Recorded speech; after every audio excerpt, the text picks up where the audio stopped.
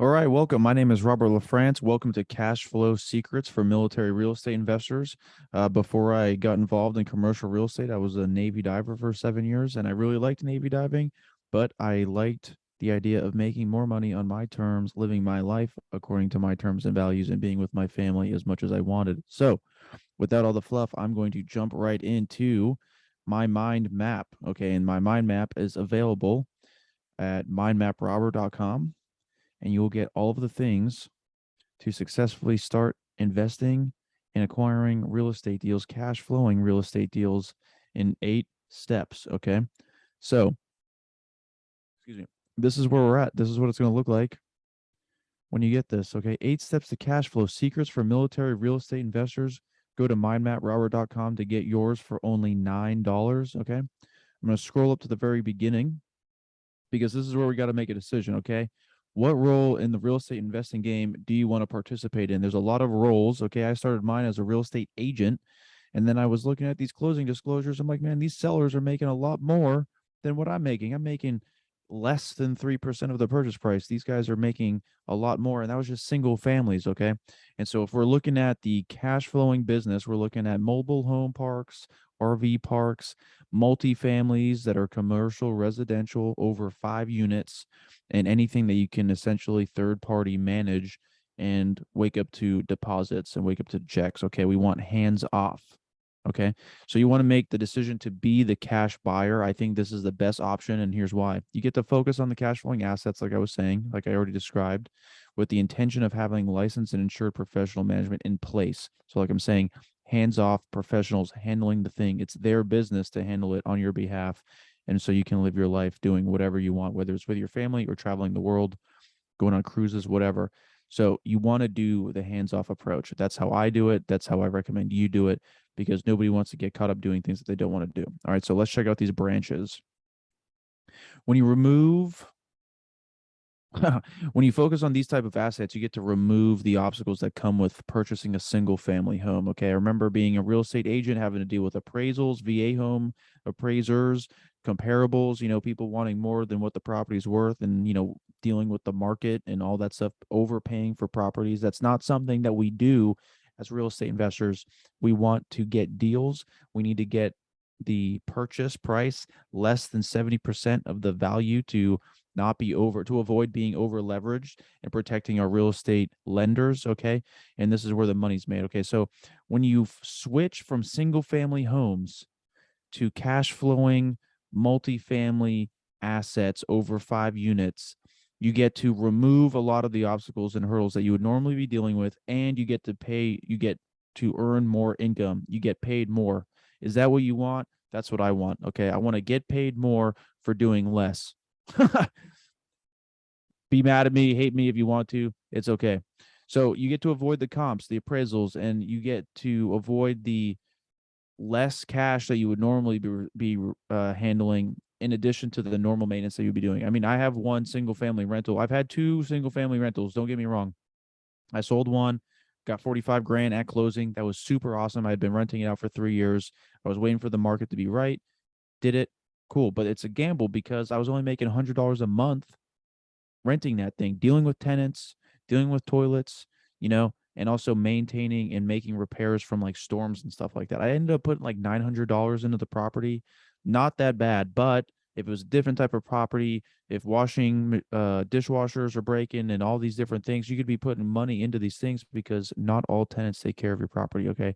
And so when you deal with these larger scale properties, you don't have to deal with that as much because you're making more money. You got management in place and you got people handling that stuff. So commercial residential real estate over 5 units is easier because we can use a simple formula to identify its value and the money that it's earning based on the earnings, unlike a single family that requires comps, appraisals, and especially if you're using traditional financing. I will preach all day long to use asset-based lenders, private lenders, okay, because you get to create your own terms, you get to negotiate your terms with them, and it's awesome. It's doing business with your friends, unlike buying real estate with large national banks that want your whole family and your firstborn child and your social security number and all these documents to personally become liable for a real estate that your primary residence, which is cool, but not when I have to give up all of my information and my firstborn child essentially to do it. Okay. There's a better way. And this whole process that I'm sharing with you is a secret in itself. Okay. It's taken me years and thousands of dollars to get to this point to share this with you for as little as I am. Okay. $9 and you can get this mind map. All right. So go to mindmaprobert.com and get this mind map, and you can do all of this stuff right now on your own without me. Okay. So being a buyer allows us to be the ignorant expert. Let me tell you, I don't tell every person I speak to that I'm a former real estate agent. If they're savvy, if they want to look me up online because we're talking big game and we're doing what we're doing, that's on them. But I'm not saying, oh, yeah, I know what you need to be doing. And this is all my experience, because this allows me to be the ignorant expert. This is gives them the opportunity to show me their value and what they're willing to do to close the deal. And so we get to control the process while still allowing the professionals to do most of the legwork. And that's all according to our terms and values. And you can't do it. You can't be better. You can't beat that. I'm sorry. You just cannot beat that. Okay. Hey, where are we at? Okay. What do we do now?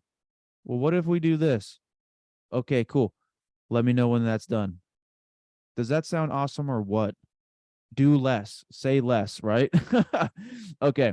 So there's a quote down here. I'm going to scroll down. It says, "The who has the gold makes the rules." That was 100% the truth in this business. But I'm also going to say it's a double-edged sword, because two things. The real estate investor is bringing the deals. Okay. They're negotiating these deals down to an awesome price as a cash flowing property. And there's an opportunity for them to make a lot of money. Okay. But we can't purchase these cash flowing, lifelong ATM apartment buildings, cash flowing real estate businesses without the cash. Okay. So, and I don't recommend using your cash. I'll go into that later. Well, I'll just go into it now. You don't want to use your cash because you work hard for your cash. And if you have $1 million in your bank account and you give up a $500,000, well, guess what? You don't have $1 million anymore. You're giving up $500,000. And if you're not going to earn a high interest rate on that, if it's not earning any interest on that, despite the real estate appreciating over some period of time, that's not a best move for your family. Okay. You always want to lend your money out and put it to work for higher interest. And that's where asset based and private money lenders come in. Okay. And so it is an interdependent and collaborative relationship. The real estate investors can't get the deals without the hard money. No, sorry, the private money lenders and the asset-based lenders. I don't recommend using hard money lenders, but some people have success doing it and they pay for it, and whatever you got to do to get the deal closed, whatever. But you can't do one without the other. And some people are just don't see the bigger picture, and you still want to use your money. That's fine. There's nothing wrong with using, the money from one your refinance from one property into your other business entity, but you just got to be careful to make sure that you're doing things right and that you're lending your money to another entity for a higher interest than zero. Okay. So I already covered that it's a double-edged sword because the business is very interdependent and symbiotic, where the buyers find the deals and the lenders lend, and everybody's profiting. And that's how this works. The bank is the best position to be in, I believe. You're taking your money and you're lending it out, and it's earning interest, and you don't have to do anything else from there. The buyers, we have to organize the deals. We validate the income. We got to put the property management in place. We're earning our keep. You know what I mean? I'm going to make this sound simple because I've been doing this for a long time, but it takes work. You're talking to people. It's a little bit of pressure on the line. You want the big money. You got people's money on the line. So you got to make sure that you're giving this 100% your attention and you're not just dilly-dallying about this. Okay. But both people are doing the work and you can't do it without the other. Here's the secret. Okay. When you know how to structure the deal, sticking to the 70% rule in the promissory notes, how to structure those. I have copies for that as well. Lenders will want to lend money to you anyway, because if you don't uphold your promise and get foreclosed on for some reason, if you're not making your payments for 2 months, the lenders will earn more than what they originally invested or what they put in, because of how we negotiate the deals, because we don't over leverage the deals. Okay. And so, yeah, they could be earning, a high interest rate, let's say up to 9 interest rate, depending on the market and the structure of the deal and how much money the property is making on the month to month basis. You can't agree to a crazy interest rate and making interest only payments every month if the property is only cash flowing a certain amount of dollars. You gotta pay attention to this stuff. Okay. Anybody can do this. It's super simple, but you gotta just have your head on a swivel. Okay. So anyway, even if you are a bonehead, and all of your paperwork is done right, like my paperwork and my coaching program, the lenders will still want to lend you money because they know that they're going to be paid well if you do your job, and they're going to be paid even better if you don't. And so don't think that even if you made a mistake the first time that they won't want to lend to you again, because they'll probably even end up with more money in a cash flowing asset. Okay. So in my opinion, excuse me, the second easiest option in the entire real estate game is becoming the real estate buyer. Okay. You can do this from anywhere. You can do it online with cell service and internet. You can stay anonymous. You can do it over emails. You can make only phone calls. And so, like I was saying, or what I briefly covered, the first easiest role in the real estate game is the asset based lender. And I hope you plan on becoming an asset based lender, because that makes life easier and for everybody. Okay. Usually what happens is that real estate investors start working and collaborating and networking together so they can structure and close their own deals. Hey, what's up, Robert? How you doing? Oh, great. I just did a tax out refi. Oh, I just sold this property for some reason or whatever. Now I got a bunch of cash. I got to do something with it. Oh, well, let's put it into this building over here. Great. Okay. You know what I mean? So it becomes, when you get past the beginner level of, wow, I don't know anybody to close these deals. How do I got to connect with people? How do, blah, blah, blah. Oh, I'm going to these events and nobody's got the money or whatever. Like when you get past that stage, you can just be like, yo, Cody, what's up? Hey, yo, I got this deal. What are you working on? Oh, I got this deal. Okay, cool. Well, let's link up. All right. It's super fun and exciting, and it makes life so much easier. Okay. So first role, become an asset-based lender. If you have the cash and the investment capital, if you got a retirement account, if you got savings, equity in your house or multiple properties, or however you can find cash to invest in real estate for a good amount of interest, higher than normally, a higher consistent rate than you would normally be getting, asset-based lender is the way to go. That doesn't mean you can't also be a buyer. Okay. And being a real estate buyer is the second easiest option, in my opinion, after been in the game for so long and fulfilling so many roles, because you can play the ignorant expert and you can say, hey, what do we do now? Okay. Boom. Next secret. When you have the experience, correct resources, and a mentor, you don't even need a buyer's agent. Okay. Real estate agents only protect themselves and their client. Okay. And if you're a buyer and you don't know what you're doing, a buyer's agent is great to show you and educate you on what you need to do. However, when you start using the MLS or the state's contracts, it's very neutral and it just protects the brokerage, the sellers, and the agents. Okay. Like, yes, you can probably get your EMD back, but they're still requiring you to put your EMD down within your first 2 days. If your contracts aren't worded appropriately, so you can avoid putting down any cash until you get all your due diligence items, then you're in a better position. Then you don't have to worry about getting some thousands amount of dollars to put down within 2 days of getting a contract before you even know if they have all the paperwork. Okay. I can't tell you how many times sellers or agents don't have all the documentation that you think an experienced professional business owner would have for whatever reason. Okay. And especially right now, we're entering a time where the demographic of people selling these buildings are like baby boomers or older people with kids and grandchildren who have gone to college and they're just downsizing. Okay. Or they've been self-managed and they've done it wrong.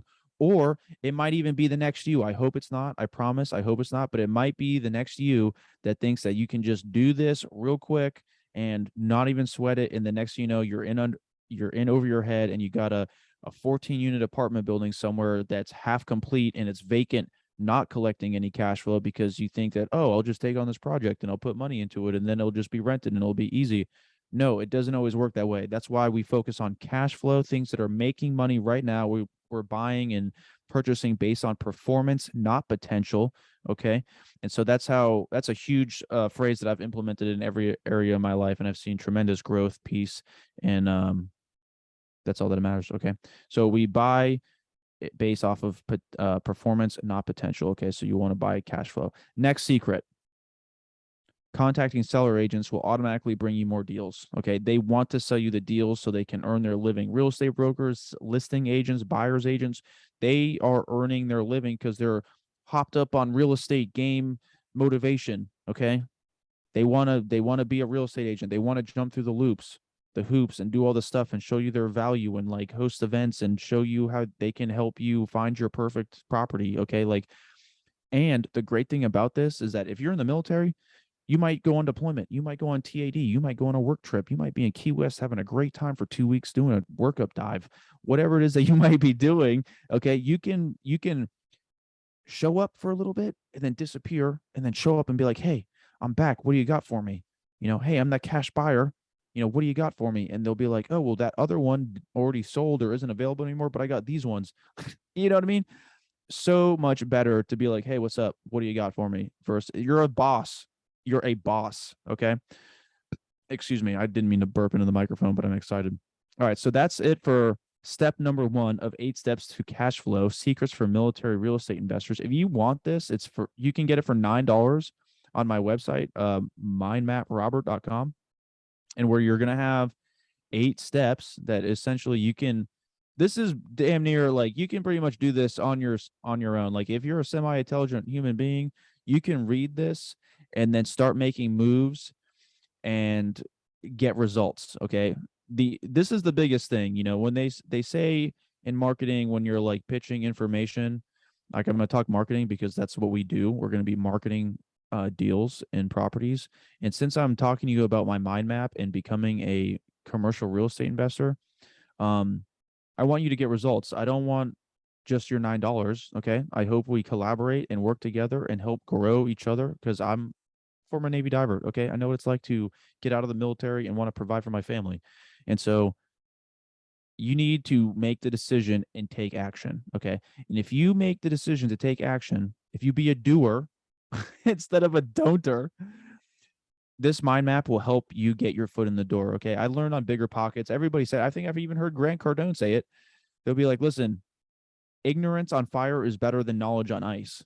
So I'm giving you my experience and knowledge, the things that I've learned, failed at, spent thousands of dollars on my own mentorship and my own deals. Okay.